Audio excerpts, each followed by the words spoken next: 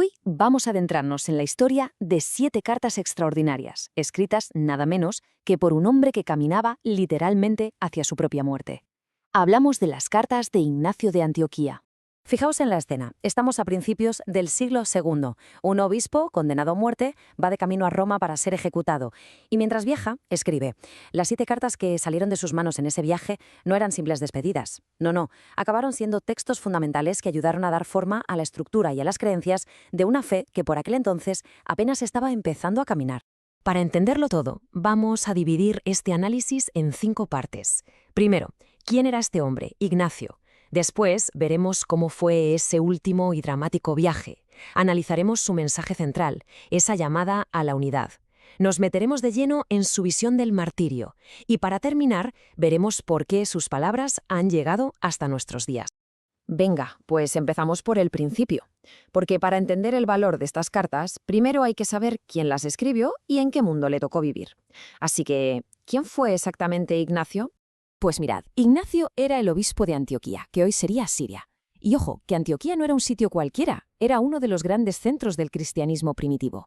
A él le llamaban Theóforos, que significa portador de Dios, un apodo que ya nos da una pista bastante clara sobre la clase de líder que era. Y aquí es donde la historia da un giro de 180 grados. Lo arrestan. Estamos en tiempos del emperador Trajano e Ignacio es condenado a la pena máxima, ser arrojado a las fieras en Roma. Y es esta sentencia, precisamente, el motor de todo lo que viene después. A ver, es clave entender cómo estaba el patio en esa época. La Iglesia del siglo II vivía bajo una presión tremenda.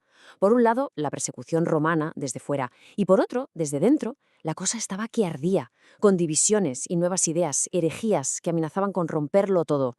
Era un momento de caos absoluto, pero también un momento clave para definirse. Y justo en mitad de toda esta crisis, Ignacio empieza su último viaje, un viaje que no va hacia la libertad, sino directamente hacia su ejecución. Y es en este camino donde escribe las cartas que van a definir su legado para siempre. Es que tenemos que imaginarnos la escena.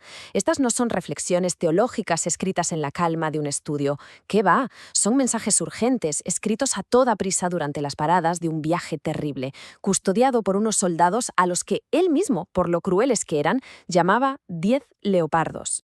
Así que claro, ese viaje se convirtió en su última oportunidad para comunicarse. Y la aprovechó al máximo. En la parada de Esmirna escribe 4 cartas. Más tarde, en Tróade, otras 3. Cada alto en el camino era una ocasión para advertir, para animar y para intentar poner un poco de orden en las comunidades cristianas. Y con esto llegamos al corazón de su mensaje, a la idea que parece obsesionarle por encima de todo lo demás, la unidad. Para Ignacio, la unidad de la Iglesia era la única respuesta posible frente a todo ese caos. Una de las mayores amenazas que él veía era una herejía que se conocía como docetismo. A ver, ¿qué decían los docetas? Pues básicamente que Cristo no había tenido un cuerpo real, que era como un ser puramente espiritual, y que, por tanto, su sufrimiento y su muerte en la cruz no fueron de verdad, sino solo una apariencia, un como si. Claro, para Ignacio esta idea era totalmente inaceptable, es que dinamitaba la base de la fe. Él insistía una y otra vez en la realidad física de Cristo. Su argumento era simple. Si su sufrimiento no fue real, entonces, ¿qué sentido tiene la esperanza en la resurrección? Todo se venía abajo. Bien, ¿y cuál fue su solución práctica para este caos? Pues para luchar contra las herejías y la división, Ignacio propuso un modelo de organización que en su momento fue revolucionario, una estructura jerárquica muy clara. El obispo a la cabeza como garantía de unidad, apoyado por los presbíteros como si fueran un consejo de sabios, y los diáconos encargados del servicio a la comunidad. Pues este modelo acabó convirtiéndose en el estándar de la Iglesia. Y ahora sí que llegamos al clímax dramático de esta historia, porque, de todas sus cartas, la que escribió a la Iglesia de Roma es, sin ninguna duda, la más impactante y la más famosa. Imaginaos, Ignacio se entera de que los cristianos de Roma, que al parecer tenían influencia, estaban pensando en intervenir para salvarle de la ejecución. Su reacción no fue de alivio ni mucho menos, fue de pánico. Tenía un miedo atroz a que le robaran lo que él consideraba que era su verdadero destino. Su mensaje es directo, tajante. Prácticamente les ruega que por favor no se metan, que no se interpongan en su camino. Para él, que sus amigos los salvaran no era un acto de amor, sino un obstáculo que le impediría llegar hasta Dios. Esta es, probablemente, su frase más célebre y más visceral. En esa imagen de ser devorado por las fieras, Ignacio no ve un final horrible, ve un medio, un vehículo para unirse por fin con Dios. Es una forma de verlo radical, desde luego, y hasta difícil de comprender. Su objetivo final queda clarísimo con estas palabras. El verdadero discipulado, para él, culminaba en la desaparición física, en un sacrificio tan completo que ni siquiera su cuerpo quedase en el mundo. Era para él el acto definitivo de imitación de Cristo. Y no es que tuviera una fascinación con la muerte.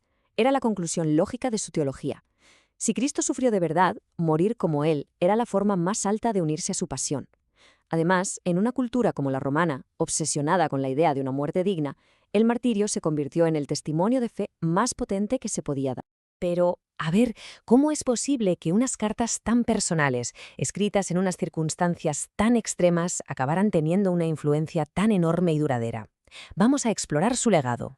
El legado de Ignacio es inmenso. En un momento de muchísima incertidumbre, sus cartas ofrecieron un plan claro para organizar la Iglesia. De hecho, son el primer testimonio escrito que tenemos de esa estructura jerárquica.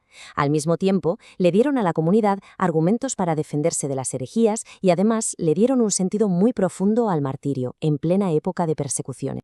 En el fondo, el poder de estas cartas no está solo en sus ideas, está en la persona que las escribió y en el momento en que lo hizo. Son el testamento de un líder que, delante de la muerte, no mostró miedo, sino una convicción ardiente y un deseo irrefrenable de completar su viaje. La historia de Ignacio nos deja con una pregunta que va más allá de su tiempo. En una época de división, ¿cuál es el poder real que tiene una única voz cuando está llena de convicción y busca unir a los demás?